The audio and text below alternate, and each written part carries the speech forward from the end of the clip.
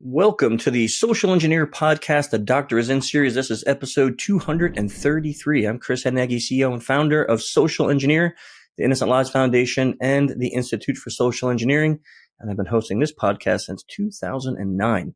You may be wondering, what the heck? There's no doctor here. How can we possibly have the Doctor is in podcast without the doctor? Well, this is a very special episode. So Abbie did an interview with our wonderful guest, who was Erin Gray. I'll get to introducing her in a moment. So I won't be on this one. This one is just for Dr. Abbie and Erin Gray to talk about some wonderful things and a really great topic. So let me first get to our housekeeping and our announcements, and then I'll introduce our guest and the doctor, and they can take it away. As always, this episode is sponsored by our company, Social Engineer LLC. If you are looking for any type of social engineering training services like vishing, phishing, smishing, or all the other ishings, you should go to social-engineer.com and check out what we're doing and how we do it. Reach out to us. We'd be more than happy to sit down with you, have a chat about what security practices you have and how we can help. If you enjoy the topic of social engineering, then you should jump on over to our Slack channel. If you can't find it, you can just ping me on LinkedIn or hit up Abbie and one of us can get the link for you. But we have over 1,500 people in there every day talking about all aspects of social engineering. A lot of different topics, from if you do this for work or if you're just interested in it as an enthusiast, or you just want to come in and chat about the psychology of how we do what we do. We even have a job board in there. We have over 10 people now found employment, or companies that are looking to hire people, put notices in. So feel free to jump on in there and enjoy a nice family-friendly legal chat all about social engineering. I want to invite everyone who's listening to take a moment to visit innocentlivesfoundation.org.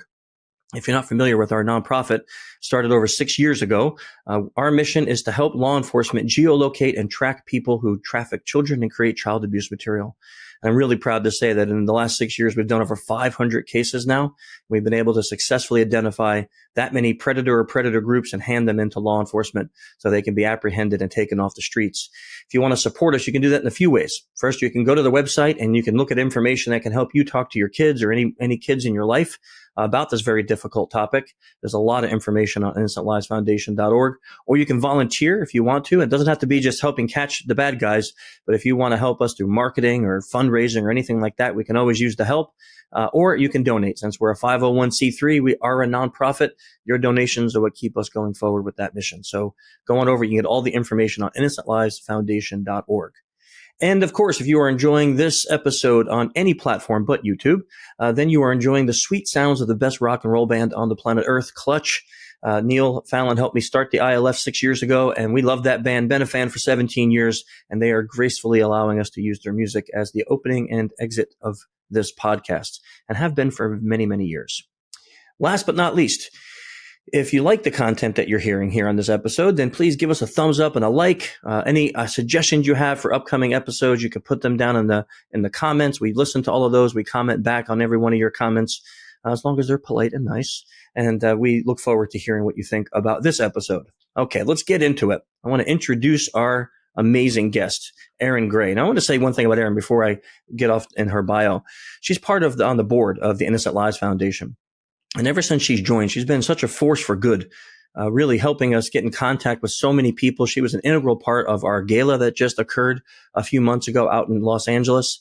And she's just a really wonderful, wonderful person. But you may know her because she was a 70s supermodel. Now she runs an organization called Heroes for Hire. It's a company that represents celebrities for personal appearances all over the world. She went from being one of the original Sports Illustrated models, Breck Girls, Maxi Girl, and the Bloomingdales spokesperson for 10 years, to being the lead actress in feature films and TV series like Buck Rogers in the 25th Century, quickly followed by NBC's Silver Spoons for 5 years. She's also had over 50 TV credits, beginning at 17 with Malibu U, a musical variety show starring Nikki Nelson, to Magnum PI, Law and Order, Hunter, Baywatch, Profiler. The list just goes on. There's over 24 feature films, such as Six Pack and Kenny Rogers, Friday the 13th, Jason Goes to Hell. Didn't know she was in that one. Not my cup of tea, but I'm sure she was great. And Dreams Awake. Erin is the recipient of 11 community service awards, including the Leadership Award by the County of LA, the 2002 Woman of the Year Award presented by the Los Angeles Commission for Women, and most recently, 2 Lifetime Achievement Awards and Best Actress in a Feature Film at the Monaco Film Festival for her performance in Dreams Awake. and Best Actress in the 2020 Golden State Film Festival in The Piano Teacher. Erin is, like I mentioned, on the board of directors amongst all the other things that she's done, but she spent a lot of time in her career trying to protect women and children from traffickers and pedophiles and bringing them to justice. And if that's not awesome enough, then wait till you hear the interview between Erin and Abbie, because it's going to really be an awesome time. So without any further ado, I will head out and leave you to the two awesome ladies here. And we'll see you next month. Until then, stay safe and secure. See you. Well, thank you so much for being here with us today, Erin. I'm really excited to have this conversation with you. So just for the listeners, we're going to be talking about Mind-Body Connect. This is a topic we've covered slightly on this podcast before, but we're going to cover it in a really different way today. Erin, when you and I met previously, you brought up a topic that was fascinating, and I've never heard anybody else speak about it. The impact of faking an emotion as an actor, and the impact of that on the actor's mental health. So is this something you've experienced firsthand? Oh, absolutely. I remember one time doing a film, and I spent the entire day being enraged and crying because the sheriff didn't understand what happened, and she didn't commit suicide, and it must have been something of whatever it was, an entire day. And then I got in my car and started driving home and started shaking. And it was like, oh my God, what's going on? And later only to find out that all day long, my cortisol level had been shooting up, and I was having a little bit of a mini crash afterwards. So when actors need a limo, it's because they shouldn't be driving. Okay. Yeah. Do you think this effect is just for method actors or actors in general? Or for anybody who's faking an emotion, it affects them. There's no doubt about it. And you know, the more I got into Chinese medicine, they map it out in detail, which is fascinating in that, you know, emotions are aligned to specific organs in your body. Yeah. Grief is your lungs and large intestine. They also understand that your lungs are aligned to your large intestine. So you may go to an acupuncturist or a Chinese doctor and you think, well, I've got a cold or pneumonia. He'll check to see if there's a blockage in your large intestine, which is interesting to me only because my grandmother used to say, you have the sniffles, have an enema, you'll be fine. I'm like, okay, there's grandma and the acupuncturist have something in common here. Okay. Yeah, and I think people forget how interconnected we are as well. They think emotion sits here and then breathing sits here and then this sits here and everything has its own section. But one affects the other, which affects the other, which affects the other. And as we know, the whole is more than the sum of its parts. We are interconnected. We are more than just a collection of systems that work independently. We work as a whole. The brain affects the heart, the diet affects the brain, which affects the kidneys, and everything is one. And emotions really can trigger everything. They can trigger, as you said, cortisol levels, and then cortisol affects the kidneys and the eyesight and the heart and the brain. Yeah. So it's not just a case of, I faked an emotion, so I'm in a bit of a bad mood. It's so much stronger than that. And what's interesting is most people don't realize the effect that the facial expression has on the subsequent feelings. How did you recognize that your cortisol was up? Did you actually have something testing your cortisol, or did it kind of just hit you as, it's that I really... Yeah, I learned later on what had happened to me. But regarding facial expressions, for example, one of the first, in Chinese medicine, one of the first steps to healing is smiling within, which is an interesting concept. So we talk about these days a lot about, focus on the things that you're grateful for. Yeah. If I'm having a 3 a.m. sort of panic attack, I'll immediately shift to that place, that beach that makes me happy, or the scent of flowers that I smelled as a child in Hawaii, petting my cat. And I will purposely work at smiling within, because that will literally does change the chemistry in your body should you do that. been tested. And I think that's fascinating. I also think it's interesting that I spent my first 15 years of my life being a model. And what does a model do? We smile. Yep, and all day long. nice. I would smile. And I have this ability to turn that switch on. Now, when I teach a Tai Chi class, I'm amazed at the number of people who don't know how to smile. That it's not a trigger they're used to activating. Yeah. And I find that fascinating, I'm sort of feeling blessed that I had 15 years of training. Yeah. Yeah. And people don't realize quite the strength of the effect either. And in the psychological literature, we call it the facial feedback hypothesis. The fact that our facial nerve is connected to our brain. And it's not that, when we feel an emotion, it's just expressed. It's that our facial musculature, it doesn't just express mood states, it regulates them. So when we express a certain emotion, it tells the brain, this is how I feel. And if we suppress an emotion, it says, I feel less of this. So when we suppress a smile, we feel only a small amount, but we feel less happy because we are suppressing the expression of that emotion. Mm-hmm. So if you have that ability to be like, smile, the whole fake it till you make it, it does put you in a good mood because your facial musculature is telling your brain, I'm in a good mood. It's true. It's like if you walk into a meeting and it's going to be a bad meeting, so you go in with a frown or you go in with, a really negative expression because you expect it to be negative, you're going to feel more negative about it. It's a biodirectional effect. We know that the facial muscles and the emotional centers of the brain, and then as you quite rightly said, the emotional centers of the brain are connected to our organs as well. It's biodirectional. So one will affect the other. And it's not something to overlook because we want to be happier. And it's not just happier, but the happier we are, the healthier we are. Absolutely. Absolutely. And calm. I find, for example, in Tai Chi and Qigong, it's a moving meditation. So there is a proper way of sort of gazing down your nose and peripheralizing an entire room. So as I do that, I have to relax muscles around my eyes. Yeah. And I'm no longer hyper focused on an emotion or a thought. I'm letting go and relaxing and yet able to see everything in 180 degrees in front of me. Yeah, this was another thing that I was really excited when you said, is there any science behind Tai Chi and mindfulness, because I feel really positive about it. Is there any science?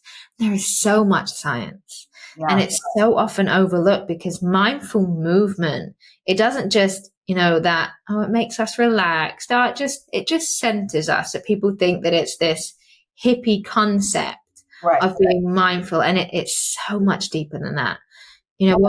When we engage in mindful movement, because we are concentrated on bodily sensations and movement and breathing, the parts of our brain that process bodily sensations, for example, as well, our insula, which processes our sense of self and sense of self-awareness, they're activated. Mm-hmm. And what it means is when we engage in regular practice like you do, it improves attentional control, but it also improves the brain's ability in the long term to sustain focus. Yes. So doing those mindful movements, we carry that effect into the rest of our lives. Yes. So that mindful movement now, when you go and you read a script, where you have a better ability now to concentrate on those tasks because you're not just centered in that moment. It's enhanced your brain's ability to center and have cognitive control and cognitive function more widely too. Right. Absolutely. No, I've definitely seen an improvement in that direction. Also, for me, when I met you, I was so excited because I decided now after all these years that I should have become a behavioral psychologist because that was my real goal. Amazing behavioral psychologist. Because I've always been fascinated by human beings. And I had a very unusual upbringing, and I'll just share with you Yes, in please. that I spent 3 months, a couple of years in a row, living in the woods without anybody or anything in terms of TV, music, anything like that, with my grandparents. So grandpa would be off fishing and grandma would be off making the bouillabaisse or whatever, but I was a child. So after spending 3 months in the woods, to come back into a school environment was shocking. The cacophony of sounds that I experienced, the human drama that I didn't understand because I didn't understand that the social dynamics of what was going on. Why is everybody creating all this drama all the time? I just wanted the simplicity of living in the woods to be my existence all the time. So I became very fascinated with what makes people tick and why are they that way and why are they lying and why are they cheating and why are they backstabbing, and I couldn't understand it, which led me eventually to acting, and acting as being my way of trying to understand the human condition, because as an actor, if you're going to play a character, you have to understand how they stand, how they sit, how they walk, how they behave yourself. So my acting teacher would say, well, you've got to play the queen. How do you play the queen? You've never been a queen. So what is the queen like? And start to be that in your own life so that you can act it. So I found when I did Buck Rogers at the 20th century, I had to wear what I call the cloak of strength. Okay. So at home, I was living in an emotionally abusive relationship. My husband had severe PTSD. So I was constantly walking on eggshells.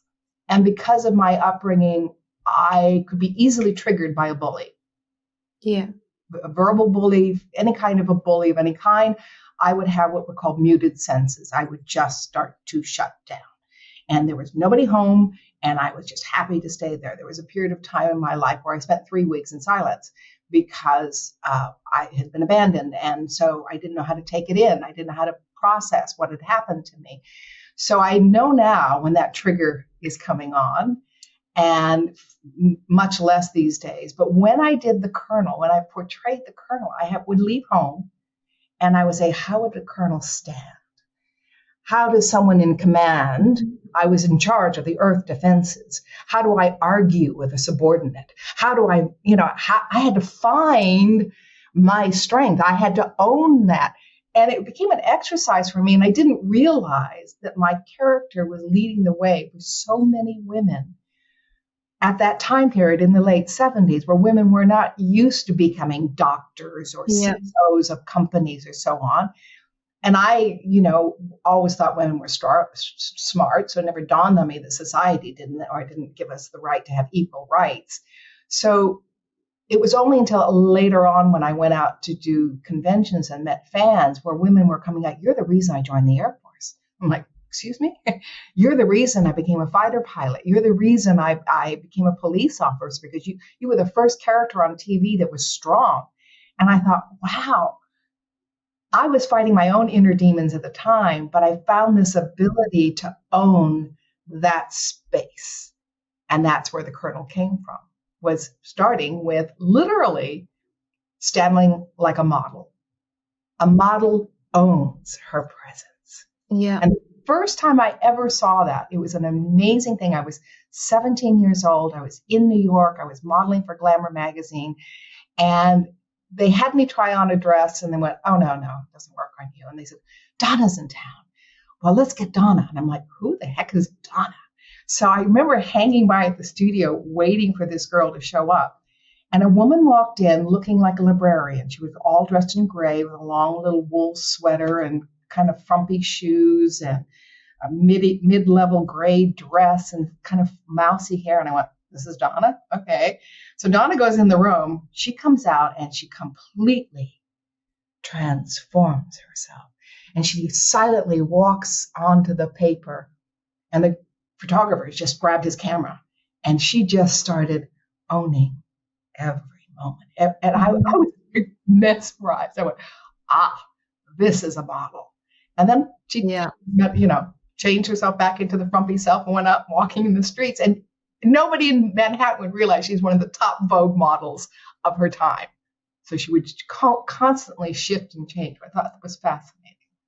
I think what's incredible is just the power of that change in body language. Yes. Because that's all she really did, change in face expression, change in body language, and change in their voice. Like when you changed into the Colonel, instantly, like I'm captivated. I feel it. I felt the strength. But all that changed was just how you positioned yourself. And as well, we have emotional contagion. So we catch other people's emotions. So when they are showing this strength, we can't help but be engulfed in it. We can't look away, and we feel it. We don't just sit back and we're not just looking at something, feeling nothing. We feel captivated. We feel that emotion. And as you said as well, people will say, you gave me the strength. Seeing you, it gave me the motivation and gave me a feeling of I can do this too, because we see it and we catch that feeling within us of I see her strength, and something inside of me, and most of us can't really articulate what it is, but we feel that strength. And a lot of it is down to emotional contagion, because when we see an emotion expressed, we unconsciously tend to mimic that emotion. And when someone else has stood up tall and powerful, we can't kind of help but, we adjust ourselves and we do too. And we get that feeling of, I feel a little bit more powerful. And sometimes that is all it takes. Someone just to lead the way and be like, sit up straight. Yes. Start with that. Yeah. So do you think because you had so much time on your own, and I think what you've said about, living in the woods is a powerful story on its own, something that I can't imagine many people can really comprehend what that must be like, because you're one with nature. Yes. You really are one with nature, and in that one with yourself. Yes. How old were you when you had that experience? 7, 8, and 9. One summer was up in Washington near the Hood Canal as it meets the ocean. The other was in Mexico. And we would spend 3 months in the middle of nowhere. I had my first, what I think, spiritual moment when I was about 8. And it was my job to take the bucket to the cliff and have the water dripping off the moss and fill the bucket and bring it back to the campsite. And I remember one day staring into this drops of water. And all of a sudden, I became one with the universe. And I was so calm, and I never wanted to leave. It was like, this is happiness. This is harmony. This is perfection in every way. And then I smelled the rain off into the distance. I went, I think I better get back to the camp because it's going to rain. But I didn't want to go. And Tai Chi brings me to that same place. Okay. The difference between Tai Chi and any other exercise is that it teaches you to come in connection with your field of energy, all of it. And it trains you to feel that and then learn how to expand it and move it through your body. And it's in the ability to move it through your body that you can find homeostasis, balance, and your body will heal itself. Yeah, and I think that is such a powerful message, especially for people that are dealing with previous trauma. Yes. Because after previous trauma, we know that homeostasis is kind of left. It's out the window because our body is in this state of defense. Mm-hmm. So our nervous system is constantly in overdrive. And we talk about this emotional shutdown. So in order to try and protect itself, the brain will actually shut down regions that are responsible for processing bodily sensations and processing emotions and processing the sense of self. For example, the medial prefrontal cortex and the insula, because those parts of the brain are responsible for the memory and the feeling and the visceral feeling of the trauma. So because they're so overwhelming, the brain will shut them down and it will mute that because it's trying to help you. Yes. But with that, we lose now that sense of self-awareness. So for people that, that's why a lot of the time after we go through trauma, we feel cold and we feel distant and disassociated, because we are. Because we can't be present, because the brain is saying, nope, it's too painful. So it will do that. But then, there comes a point where we need to be present again in our lives. So we need to reboot those parts of our brain, because although they're responsible for the trauma, they're also responsible for that rich emotional experience, which is life. You can't just say, I don't want to feel pain anymore, because with the pain comes pleasure and comes excitement and comes happiness. So we've got to be present, and we've got to feel everything in its intensities. Right. But we've blocked that ability. Now, what mindfulness does, especially yoga and Tai Chi, which I love that when you said I do Tai Chi, because I've done so much research on that, on the brain, and I think it's just so fascinating. But what it does is it reboots activity in those regions that are shut down to try and protect ourselves. Mindful movement and mindfulness will reboot that activity. So when we feel that distant and we feel, I don't feel like myself, and I don't remember who I am, and we go through that period of kind of self-loss. Mindfulness allows us to re-engage with our emotions and kickstart the insula, kickstart the medial prefrontal cortex that the brain shut down when it was trying to help us. And there's also long-term effects too. And I think, you've probably experienced this as you've gotten older, that you feel more present, and it doesn't feel as much like you're getting older, because you still feel so present in yourself. And I hear this report a lot from people that have done Tai Chi and mindfulness when they're younger. And actually what happens is these mindful movements, they slow down brain-related atrophy. And atrophy is the loss of brain cells and loss of connection between brain cells, which is a normal process as we age. But these mindful movements, they slow it down. So you're kind of slowing down that age process. So when you get older, everybody around you is at their age, and neurologically, you're much younger, because you've really maintained that neurological environment. Well, one of the key tenets in Chinese medicine and in Tai Chi are the key to longevity and good health is flexibility of mind, body, and spirit. So I'm, for example, very flexible. So the other day I was in the park, I had my hands on the ground, and somebody came by and went, holy moly, you're flexible. But I'm flexible with my entire body. Tai Chi is very circular in motion. So, but also flexible in mind, meaning let go. Learn how to let go. Don't hold on to that thought. Hold on to that grudge. Let it go. And I love how you say that flexibility, because again, there's hard evidence that mindfulness, especially mindful movement, enhances neuroplasticity, which is the ability. I don't know. So it basically means the ability to make new connections. That's how we learn new skills. So when you say be flexible, that really is a neurological term of flexible thinking and flexible growing. And there is a neurological basis to it. So a lot of the time when I say about mindfulness, I get people do that. Okay.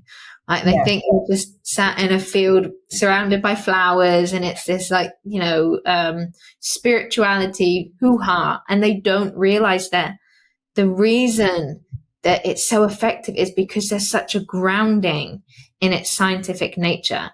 It's so good for the mind and the body, and we know that the mind and the body are connected.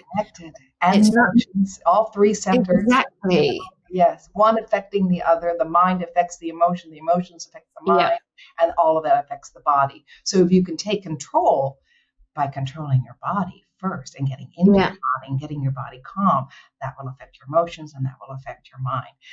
One of the things that I love about meditation that scared the hell out of me at the beginning, until I uncovered a psychology, sort of I guess you could call it a cult or whatever. It's not widely known. It's a sort of a secret society kind of thing. And one of the things that I learned is if we are to change who we are right now, we first have to see who we are. Yeah. And the way to do that is with coming into a meditative state and creating that objective side in yourself that sees your monkey mind, as they say in China. That constant chatter. We are not our chatter. There's one part of you that will wake up in the morning and saying, okay, I'm not having ice cream tonight. It was my nightly habit. I'm not having it. I want to lose weight. And then about 8 o'clock at night, the other part of me goes, I'm having ice cream. I deserve ice cream, whatever. So which part are you? How do you become more crystallized into a unified being? And that starts with first allowing yourself to see the monkey mind and not become engaged with judging the monkey mind. And if you do, see that part of you which engages and observes it, but start by just seeing. And in this particular philosophy, they say it's in the seeing that you will change without having to do anything. The doing is in the seeing. And that's where you bring up real change. But a lot of people, when they get quiet with their monkey mind, they're going, I don't want to be here. This is very uncomfortable. Yeah. So I love that. I talk a lot about self-trust in that if we want to be trustworthy to other people, we've got to try and trust ourselves. Because if we don't trust that we can actually perform, whether it's in a relationship or a business deal or in any aspect of our lives, if we don't feel that we can actually bring our best selves, then why should they trust us? But with that comes a need to understand what we can do and who we are. Yes. The problem is to trust ourselves, we have to look at ourselves and we have to face ourselves. And that's the premise of the book that I have coming out next year. Oh, no. Yeah, Work in Progress. And it's about the journey to empowerment. But to get to that state of, I want to be my best self, we have to look at our worst selves. Because we have to ask ourselves, why did I do this? There's a lot of shame and we run from our shame and we bury our head in the sand and say, nope, that was somebody else. And we just want to move on. But like you said, if we are going to connect, we have to be open to ourselves. We have to be objective. So we have to look at our past behaviors. We have to look at those intrusive thoughts. We have to look at our shame because we have to figure out, why do I feel this? What do I even feel? What do I want to feel? Who have I been? Who am I now? Who do I want to be? And we can only do that if we look at those negative parts and we take what we need from them. It's not about looking at our shame and thinking, God, I'm such an awful person. Look at these awful things I did. I'm going to be awful in the future. It's not that. It's that objective. Okay, let me look at it. Let me step away from it and let me seek to understand it. Because that's what mindfulness is. It's not as easy as just sitting down, with your knees crossed and closing your eyes and now I'm mindful and I'm meditating. It's so much deeper than that. And it's actually really difficult to reach a state of mindfulness because you have to shut down those thoughts. And it takes a lot of practice. It takes years to really master mindfulness because especially in modern society, we have so much around us.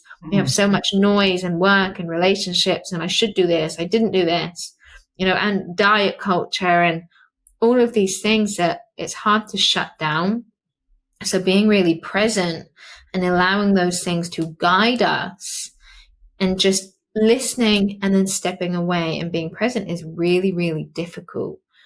But we only get to that best self if we learn to do this and we learn to listen but not necessarily act. We hear that intrusive thought and we seek to understand, why do I have this? And what is it really telling me? Where is it coming from? Instead of just acting on it. Who I am. Do I really feel that way? And how do I become who I wish to be? For me, I was about 30 when I decided integrity is a gift you give yourself. And no one can take that away from you. So if I want to Like I came to a point where I wanted to commit suicide. I was so depressed. I didn't like who I was. Okay, I'm going to make a commitment to myself that every step forward, I will walk with integrity. Even though it's scary, even though I'm tempted not to, even whatever it is, I have to have that for me to like myself. And if I like myself stepping forward, then no one can take it away. For example, give you an example, right? I was married. I'm working on a television show. I fall in love with another man. I asked him to leave the show. He asked me why. I said, because I'm married.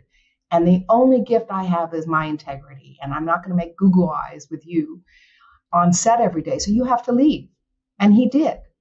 And he left. And for 9 years, he would call me up once a year. Are you ready? Because I know we're going to get married. Somebody else said, sounds like a stalker to me. And I said, no, there was a genuine feeling, but I couldn't because I was married.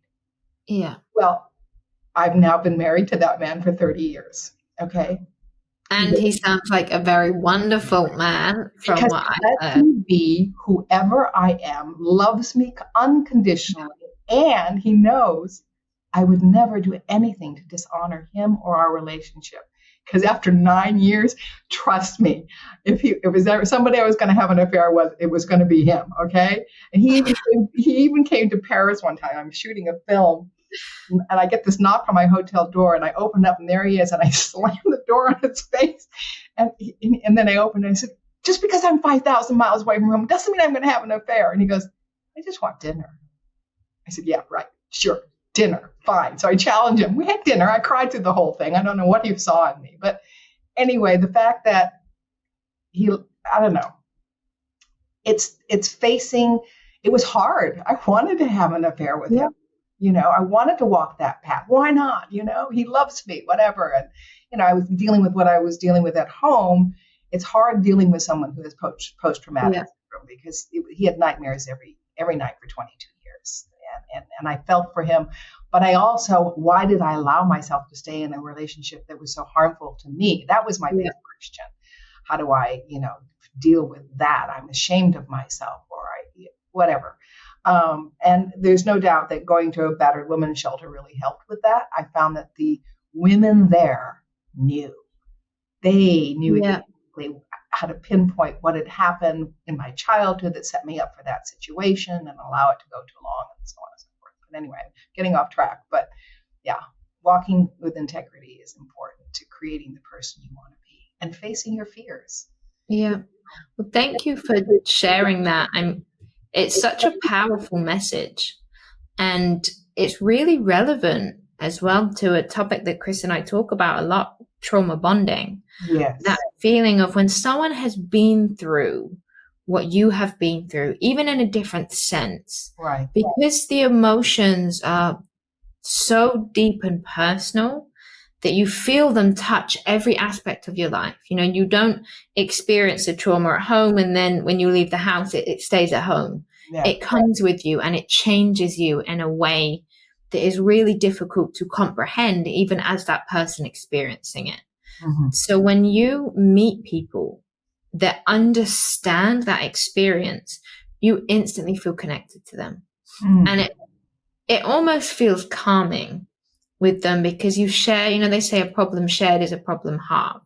Mm-hmm. You know, when you have that connection with someone that has had the similar experience, these intangible feelings become somewhat tangible because you don't need to express to each other how you feel in the same way because you get it. Mm-hmm. And it's almost like that feeling I have in my body is validated because you get it. Somebody else shares that pain and therefore now it's real. It stops becoming this thing that I alone felt. It's real. Yeah. And I love the point of integrity. This is something that I've carried with me my whole career. You know, there's always opportunities to take shortcuts. Mm-hmm. And especially because integrity is exhausting. You know, when you see a quick opportunity and you think there's, you know, dopamine that way and you think, oh, this could be really good. This is the fast track. This will get me where I want to go. Yes. And all of your hormones are saying, do this thing. Yes. You know, impulse to do this thing is really strong, whether it's cheating in a relationship or cheating on a test or a fast track in your career, to listen to those emotions and step back from them and say, no, I'm not going to listen to my impulses. I'm going to stay true to who I am because it is who I am. That in itself is a mindfulness practice, because integrity is so hard. Integrity is hard because, like I said, it's slow and you don't always get what you want, because to have integrity, you have to turn down the things you want. Yes. For the greater good. So you have to think, no, because this isn't who I want to be in the future. So it also takes that understanding of who you are, who you're not, and who you want to be. And if you don't know who you are, it's much easier to not act with integrity, because integrity is grounded in that belief of, this is not in line with the person I want to be, therefore I won't do it. Right. So if you don't know who you are, if you're not grounded in yourself, you might not think, well, this movement has no integrity, because you don't really know what it is and what you want and who you are. So I think that it's a really strong show of grounding in the self and mindfulness when we are able to make those tough choices and say, my future self will thank me for not doing this thing that my present self really wants to do. Right. Well, I think one of the biggest challenges that I had as an actress was dealing with leading men or producers or directors. Yes. Yeah. And not be part of their whatever. I mean, those sexual advances, and I have to say, look, I've got to pay the rent. I've got children in school.